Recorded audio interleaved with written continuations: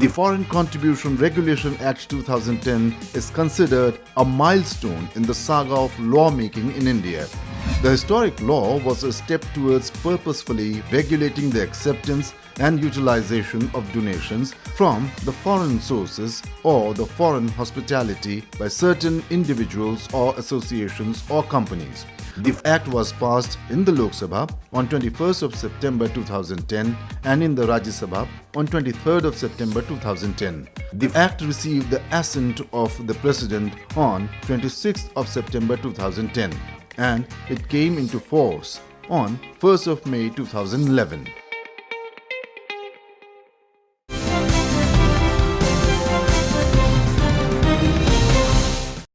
Our country will be celebrating 75 years of independence in 2022. It would be a moment of great pride, glory and joy. Fresh series of Sansad TV, 75 Years Laws That Shaped India, is a unique program, deliberating, discussing and commending different laws that have been introduced and adopted during these golden years. I'm your host, Hemant Batra, back with another episode in that fresh series. Today, our focus will be on the Foreign Contribution Regulation Act 2010, in short, FCRA. It is not that this FCRA legal structure came into being for the first time in 2010. The Foreign Contribution Regulation Act came into being originally in 1976 to largely gauge and safeguard the societal, community, political, economic, and religious domains from the foreign interests, their impact and interference. This law was slightly tweaked in 1984 by making the registration of the organizations engaged in non-profit activities as mandatory for being eligible to receive any foreign funding.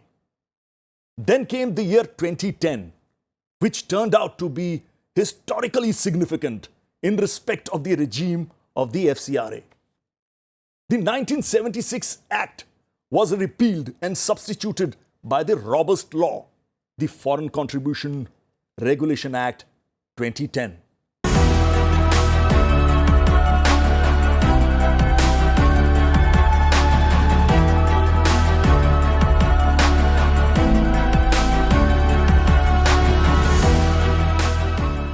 In the next half an hour, we will discuss background for legislating the Foreign Contribution Regulation Act, significant provisions of the FCRA following the recent 2020 amendments, the objective behind these amendments, the effect of the said Act on checking the inflow of gratis and unwarranted foreign contributions, the judicial analysis of the said Act.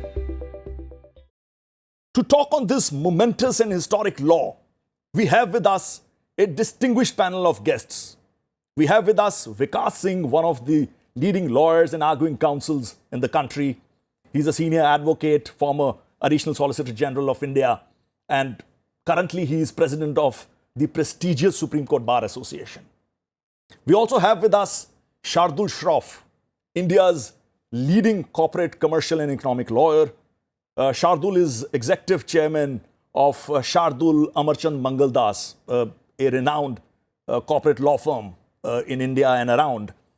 Shardul has been associated with and is member of several key committees of the Government of India, which are dealing with issues relating to law and public policy matters. Welcome both of you to the studio. Vikas, let me come to you first.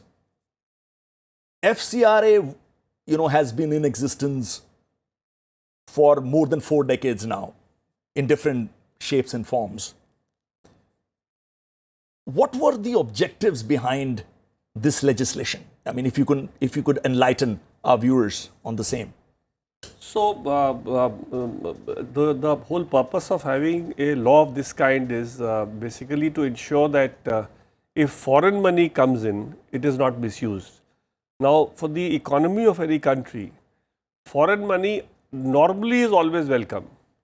But the intentions of that money coming in could be suspect, and that is why a robust law was needed to have a Foreign Contribution Regulation Act in 1976, which was about 29 years of our independence.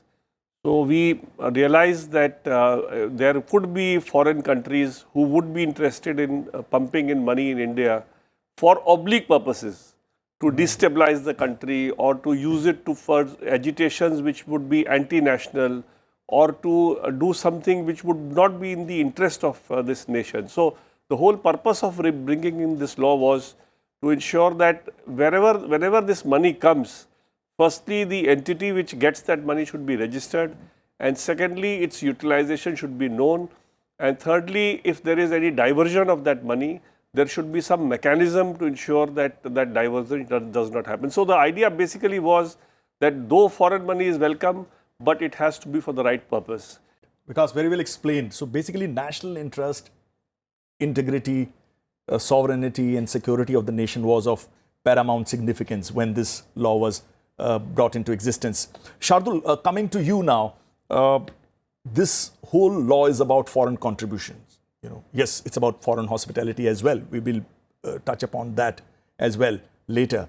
But what constitutes foreign contribution, and who all are forbidden or prohibited from receiving foreign contributions? So any grant or donation of money or currency or articles or even the output in terms of the assets created out of foreign contribution are considered as foreign contribution. Right. And foreign hospitality obviously would mean that when an Indian dignitary or Indian government servant, Indian judge, all these people are traveling, are asked to travel abroad, their ability to take foreign hospitality is regulated by the Ministry of Home Affairs.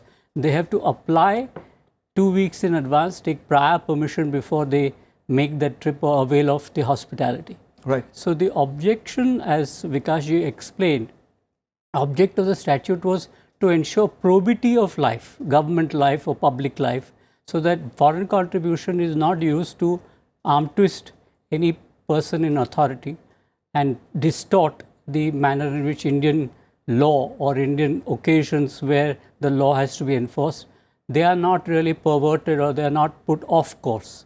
Right. And therefore, the need to regulate, and in some cases the need to prohibit also the use of foreign currency, foreign contribution or this thing. And it also applies to the news media.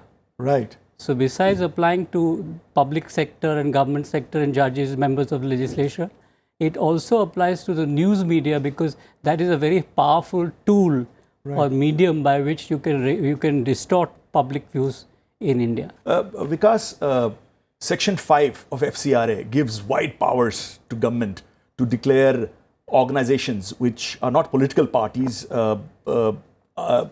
as being organizations having activities of political nature, and hence, prohibiting them from receiving foreign contributions. Are there any judicial precedents which sort of place some mechanism of checks and balances on such decisions of the government? Well, that's a very interesting question, because in the rules that have been framed, especially Rule 3, stipulates that even an organization which is indulging in hartals, etc., could also be banned as being an organization which is of a political nature.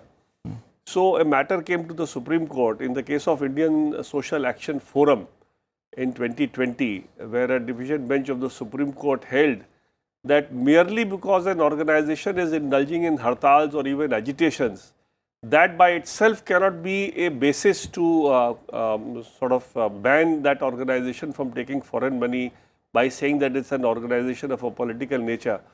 And they said that this is one way to harmonize the rule and to save it from being declared unconstitutional by saying that we'll read it down.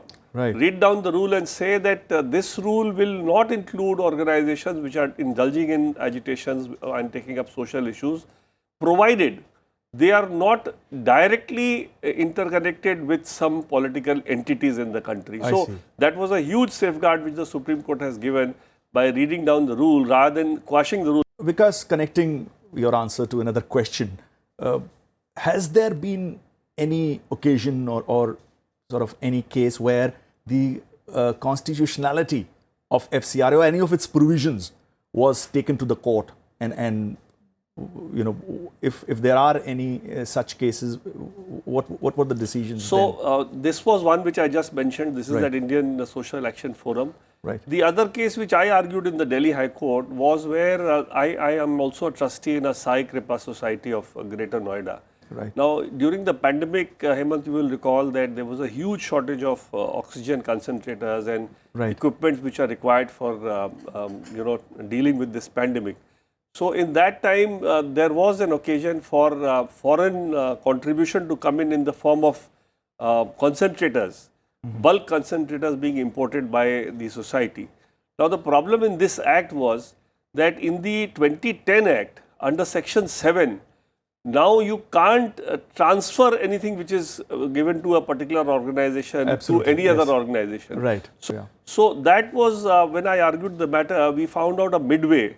Under Section 50 of the Act, there is a provision for the central government to exempt a particular organization or I a see. particular class of organizations from the operation of the entire Act. Right. So they can say that for these kind of imports, the Section 7 embargo will not apply and people can get in these oxygen concentrators and even distribute it freely to other people, because who need not be the recipients of the oxygen concentrator. So that is one way to look at it, and the High Court petition was disposed of, directing the central government to look into this. Shardul, you mentioned initially about foreign hospitality.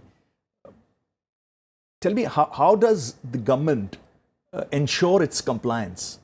A gentleman goes overseas and, you know, I mean, he could enjoy foreign hospitality. Who's there to check upon him? Yeah, I think it is a prior permission. So if it has to be lawful, Yeah. you're supposed to get a prior permission from the Ministry of Home Affairs.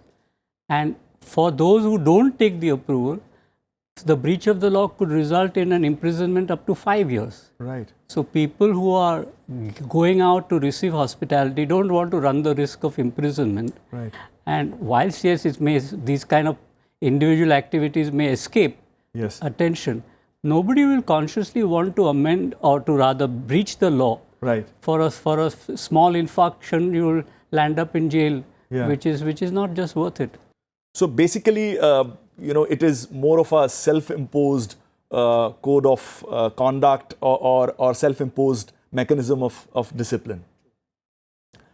Well, it's time to take a short break. After the break, we will get clarity on different provisions inserted by the Amendment Act 2020. All this after a short break.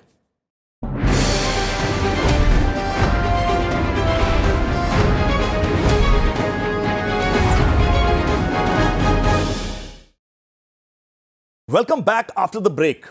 You are watching our special program 75 Years Laws That Shaped India. And today in the list of landmark laws passed by the Parliament is the Foreign Contribution Regulation Act 2010.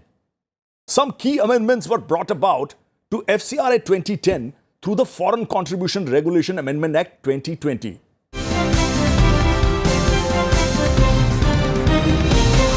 Foreign contribution regulation bill 2010 अपने आप में ऐतिहासिक है तथा मील का पत्थर है।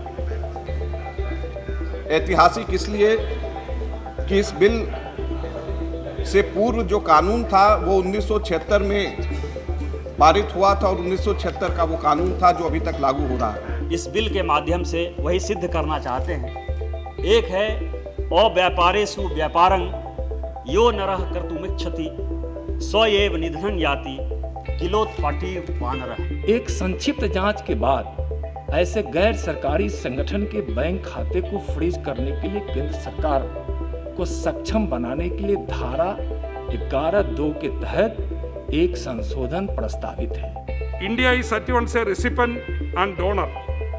Following the 1970 UN General Assembly resolution, India along with Australia, Japan, New Zealand, etc., India donated liberally towards the ODA of the UN. और कई बार ऐसा होता है कि पैसा उसके बैंकों में पड़ा हुआ है, एनजीओ के बैंकों में पड़ा हुआ है और उसको जो है उसको कैसे उसको बंद करें, इससे कोई प्रोविजन से कोई प्रावधान हमारे कानून में नहीं था। अभी सरकार ये प्रावधान लाई है। Sir, there are two ways to exterminate bugs in your house, sir. One is to use a bug spray and the other is to burn your house down. So what are you going to achieve by burning the house down? So moved that the bill be passed. The question is that the bill be passed. Those in favor will please raise their hands and say aye. Those against will please raise their hands and say no. I think the ayes have it, the ayes have it, the ayes have it. The bill is passed.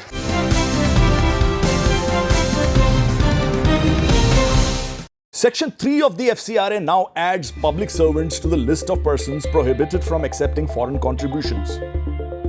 Section 7 of the FCRA substituted, thereby prohibiting persons authorized to receive foreign contributions under the Act from transferring such foreign contributions to any other person. Section 8 of the FCRA amended to substantially decrease the cap of limit on using the foreign contribution for administrative expenses from 50% to 20%. Section 17 of the FCRA substituted requiring the recipient of foreign contribution to receive such amount only in an account designated as FCRA account opened in a branch of the State Bank of India at New Delhi. Section 11 of the FCRA enables the government to restrict usage of unutilized foreign contribution or prohibit further receipts in the event the recipient of the foreign contributions is found guilty of violating any of the provisions of the Act. Section 13 of the FCRA now empowers the government to suspend the registration certificate of a person for up to 360 days. Earlier it was up to 180 days. New Section 14A added to the FCRA, whereby a person can be permitted to voluntarily surrender their registration certificate subject to there being no contravention of any of the provisions of the Act. Vikas, let me ask you about the inclusion and insertion of the category of public servants into the list of those persons who cannot receive foreign contributions. You know, this has been inserted by the 2020 amendment. How do you look at it? So the idea was to actually expand the scope of persons who are prohibited from taking contribution. Now public servants will include anybody who is getting paid out of the state revenues. There could be anybody who is getting fund out of the state revenues, anybody who is working for the government in some form or the other. Right. Or public servant will include members of parliament, etc. So the public servant expansion became necessary because it was felt that merely saying that only government servants and judges will not take money from abroad was not enough, because if there was a possibility of diversion of money or of funding somebody for some oblique purposes, then public servants are definitely a category who should not be getting any money. So that is why it was felt that and interestingly, there is another important change which happened between the 1976 Act and the 2010 Act. In the 76 Act, there was a provision for a deemed deemed registration certificate. If it was not rejected in a certain period of time, then there was a deemed certificate, which deeming provision was taken away in the 2010 Act. Right. So basically, the intent was to expand the list, because the government servant expression still finds its place, though it is included in the expression public servant, but still it is there, still there in the category of persons who are prohibited. And public servant would mean as is defined in the Indian Penal Code Section 21. Okay, Indian Penal Code Section 21. Right. Shardul, coming to you now, there is now a provision where an organization can be permitted to voluntarily surrender their registration. So what consequences follow once a party is permitted to do that? I think once you have voluntarily surrendered, all the contribution which was unutilized is made over to a governmental authority which the central government nominates. I see. And it's put effectively in suspense. If it is required to be spent, then the central government can approve any expenditure, or if supposing there is an asset which is depreciating and which will not survive a long period of time, then the government has the authority and not the organization. I see. And effectively what it also says is that you can reapply for a license, in which event that contribution which is unutilized goes back to you. But obviously, once you let your assets go, then you're out of management. It's not assets, it's only the foreign contribution which is pulled out. So you I may have see. assets distinct from No, foreign but the contribution. asset made out of that foreign contribution? Yes. So suppose, yes, you're right. Yeah. To the extent that an asset has emanated out of the foreign contribution, that also goes. Because there is also this provision now of a designated FCRA account, State Bank of India, I'm told it's Parliament Street, State Bank of India, where each registered organization has to bring in money, which means that they cannot have their own individual accounts, in their own respective sort of stations or places where they're operating. They have to have necessarily designated account in the State Bank of India Parliament Street branch. What is the logic behind it? If it is done in several branches, then the government is at the mercy of the person getting the money to actually make a proper declaration. Right. And then to verify. Here, if the government is asking you to do it in a particular bank only, because prior to this amendment, it used to be any scheduled bank. Right. Now, with this amendment, now it's only the State Bank of India and that to a particular branch. So now, with the money coming there, even if an entity wants to, not disclose how it has utilized the money or not disclose how much money it has got, either way, both things can be easily checked by the government itself on a press of a button, because the way we have a digitization of accounts now, it can be easily checked, and so the control of this money in its proper utilization will be more effectively done by the central government. I see. So, Shardul, basically picking up from where Vikas has left, the whole significance of designated FCR account is perhaps surveillance or intelligence and to make it more organized as to how much inflow has happened. We have read a lot in the media about many sort of FCRA registered organizations having failed to comply with statutory regulations, compliances in the past, and they had to face revocation of their licenses as well in that process. What would you, as a corporate, commercial and economic lawyer, advise the FCRA registered organizations as to these compliances? I think the first advice I would definitely give is that you should have a proper registration. If you are a new organization, then there are certain norms which you have to comply with in 3 years' time. You must have spent at least 15 lakh rupees over these kind of public objects from contributions or in extending any hospitality. And your records and audited records and details must be available with the Ministry of Home Affairs before it grants you a license which allows you to have a long-term permanent license. Very valuable advice by Shardul Shroff. There has been a massive escalation in the annual inward remittances of foreign contribution from the foreign sources into India in the last 10 years. As per research based on data available online, in the last 2 decades, Indian entities received a total of rupees 2.08 lakh crore under the FCRA. That is between 1998 and 2018. In 1998-1999, the foreign donations stood at 3,925 crore and crossed its highest ever figure in 2016-17 at rupees 18,109 crore. FCRA licenses of some NGOs got to be suspended, allegedly for using foreign contributions for objectives other than those stipulated in their charter. Because this has been a serious concern. NGOs and many other organizations receiving foreign contributions from overseas and not utilizing for the purposes those were received or for the purposes which are stipulated in their charter. It's a serious concern. What do you have to say about that, and how does one check that? So, Hemant, as far as the quantum jump in the foreign contribution is concerned, that's something which is very good for our country. This money, if it's a good money coming into the system for doing good work, it's very welcome. But at the same time, with this obligation cast on the entity for due compliances and returns being filed on time, and ensuring that the utilization is for the right purpose, the utilization is not for the purpose of destabilizing the country, the utilization is not for the purpose of foisting enmity in the country, whether it be communal or otherwise, or political hatred.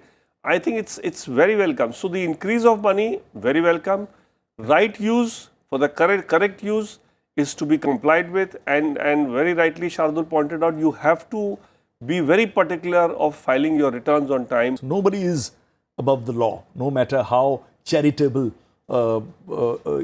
you may be. That's right. Well, it is time to take the viewer's question. The question has come from Jaidev. I'm running an NGO. The basic nature which I deal in that particular NGO is welfare and education of the poor children. Presently, due to lack of fund, I am needing some sort of foreign contributions. So can you please tell me what are the prerequisite document and permission which are required to receive those foreign contributions? I think the first and foremost would be the requirements of an application, which must be accompanied by your charter. I see. Which must be accompanied by the purpose for which you are expected to receive the donation or the grant as a foreign contribution. If you have a past history, then you have to demonstrate your past history. If you are a new applicant, then you will have to show, you will get case-to-case approval only. You will not get a blanket approval. Okay. And I think it's a form-based, it's basically Rule 7 and Rule 9 of the FCRA rules that are applicable. And one has to be very strictly compliant with all those requirements of these two rules in order to avail of permission. If you have had 3 years experience, then based on your 3 years accounts, audited accounts, based on the kind of application of funds that you have done, where is your money been applied, how much foreign contribution did you get, who's the name of the donor, how did you consent of the donor to give you those kind of funds. All those are matters of scrutiny under these two rules. And these two rules are then, they are looked into by the Ministry of Home Affairs. I see. So which is a nodal ministry. Which is a nodal ministry. Right. That is why I am saying that it is, as Vikas clearly said, that it is a matter of internal security also. Right. Otherwise, why would the Ministry of Home Affairs look at what is essentially a financial law? Yeah, absolutely. Or financial, coupled with external affairs. Correct. Yeah, that's true. Yeah, that's it is a logical. security issue. Yeah. So I think that quite comprehensively answers Jaidev's question. Well, thank you both of you for sharing your knowledge and information, which was thought-provoking, enlightening, and I would say invaluable as well. In conclusion, I would only say that many a times people attack a new legislation and public policy based on the arguments which are driven by personal beliefs or inconveniences caused due to changes in the age-old systems. But sometimes reasons and grounds could actually be valid. Any legislation for that matter has to withstand the test of reasonability, genuineness of its objectives, and even meet the parameters laid down in the relevant judicial precedents. That's all we have in this program. We will discuss another law next week.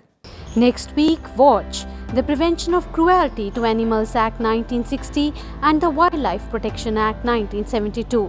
Send in your questions at sansad.tv@sansad.nic.in. Please send your feedback and connect with us on our social media platforms. Keep watching Sansad TV. Goodbye and stay safe.